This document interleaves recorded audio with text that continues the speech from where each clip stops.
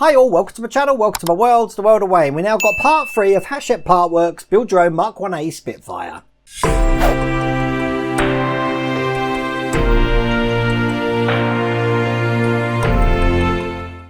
Now in this issue we're going to be building the engine block and fuselage.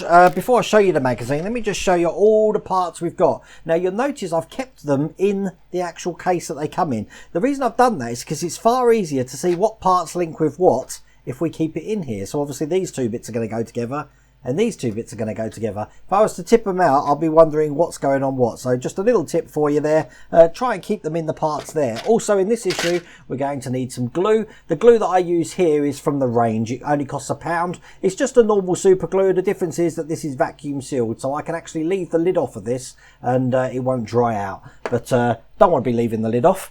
Here's the magazine. There's all the parts that we've got. What we're going to be doing, as I said, we're going to start building the engine together. We're going to need this piece that we worked on last time, and something that I didn't notice last time was, as you can see here, we've got a magnet on this. So I didn't realise that was magnetised. Keep confusing those two words, magnified and magnetised. So we're going to be building the engine, and then we're going to build a little bit of the fuselage there. In the next issue, as you can see here, we're going to do some engine housing and details, plus a panel of fuselage that covers the engine. So that's all the parts that we got coming there. I really do love this build, and I am going to be visiting some Spitfires all throughout the country in the next couple of months. Two places that I'm definitely going are Duxford and the RAF Museum in Hendon. They're two that I want to see because a lot of people are very specific about what a Spitfire should look like. Should it have this engine? Should it have this gear leader? How many rivets should it have on the fuselage? I did speak to someone at Duxford when I was inquiring about going there, and they laughed at me and says that most Spitfires are actually pieced together with bits they had anyway, so it's very rare to find two that you have together. But I want to see for myself. So if you know anywhere else in the country, in England that is, actually, and Scotland, because I'm in Scotland in August, that has got Spitfires on display, let me know in the comments, because I want to go visit them. I'm making it my mission. But without further ado, let's get cracking.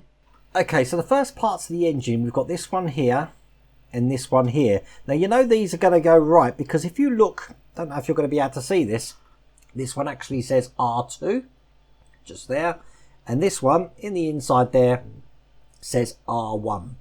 Now we've got a couple of lugs that we need to fit together here, so basically these two lugs here and here are just going to go into these two holes here. I'm just going to do a dry fit just to show you what that's going to look like. That's going to look like that when it's together, but they do want us to glue these into place. So I'm just going to break them apart again, and I'm going to put a dab of glue in here.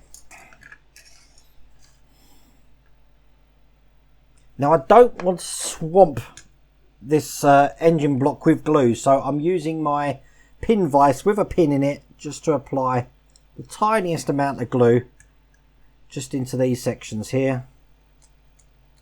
That'll be enough to hold it into place. It really doesn't need a lot at all.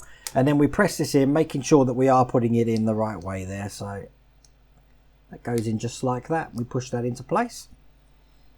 And that's the first one done. Now we're going to put that aside because we're going to be taking the top of the engine block here. Now whereas this is plastic, this is metal.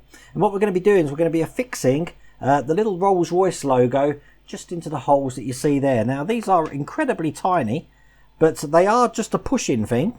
So making sure it's this way round and we're not putting it upside down. We're just going to push these into the lugs here and here. It's going to hold itself in, and that looks just like that. As a matter of fact, on the close-up camera there, you can see how really good that actually looks. So then holding it this way round, where you see this little flap underneath here pointing that way, that's also the direction that the tab of Rolls-Royce that we just put in is going to face. So when we put this in, another dry fit there, it's going to look just like that. So when we're happy with that, we just need to glue that into place. Now I'm just looking how this is glued, and it looks like it's glued along these edges here. So what I'm going to do is apply some glue just to this side, and I'm only dotting it because I don't want to, again, put too much glue on this part and it seep out the side of the engine. So it requires a very steady hand, this was. But this should be enough to keep that in place. And then once again, push it down, and then that looks just like that. Very impressive. Now, what we're going to do is do that again for the other side. So now we're a dab hand at this. It's a case of putting them in the lugs there to make sure it stays into place. Pressing them together, making sure we put them in the right way. Just like that. That's going to keep him. Look how quick I can whiz through this now. Once again, we're going to be taking the way this is going to go. It's obviously that way round. And then we're going to be pushing the Rolls-Royce logo just into the holes here. I do like how this is metal. You can feel the quality of that when you're actually pushing that in. So that's the Rolls-Royce logo in there. Again, that didn't need glue. And then once again, I'm going to put a little dab of glue very gently along the seam that I know is touching the engine base there. And the other side.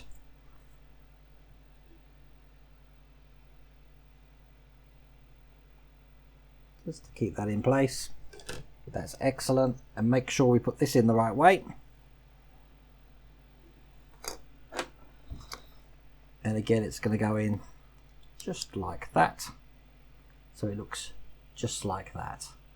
Now that means we've got 2 of these completed. Obviously these are going to be going sort of like this way round, making a V. And that's the next bit that we're going to assemble. Now we're going to be assembling the engine block bases, which look like that. And you can see how these are going to go together straight away. They're going to be pieced like that. But what we need to do is we need to assemble these into the position that they're going to be going in, like a V shape, just like that. Because the actual housings here, the bases here, should I say, are actually going to keep that in place. Now, the easiest way to do that is to hold it just like this in one hand. So we've got the base attached to one half of the engine. This is where it gets tricky now. Hold the other side in these fingers and then do exactly the same thing. God, you're going to need a helping hand for this. And get that so it's lined up exactly. And then the trick is, without it falling apart, is to push it together in one go. Like that. I can't believe that's worked. So it looks just like that.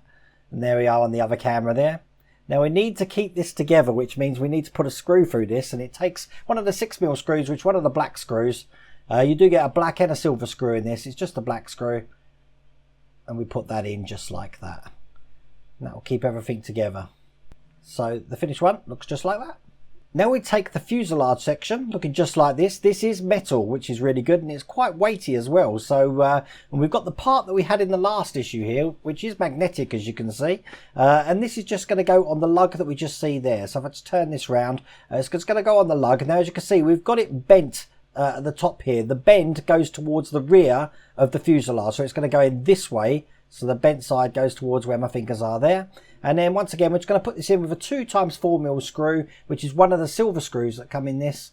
And that just goes straight through the centre there. So let me just line this up so you can see it on camera.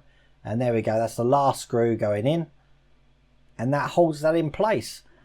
That wasn't the only magnetic part we had there. I've just noticed that we've got 2 magnets at the back there as well. So I'm guessing this section can be unclipped from the main fuselage. But in this issue, as you can see, we've done the engine and we've done the fuselage, and they're all looking like that.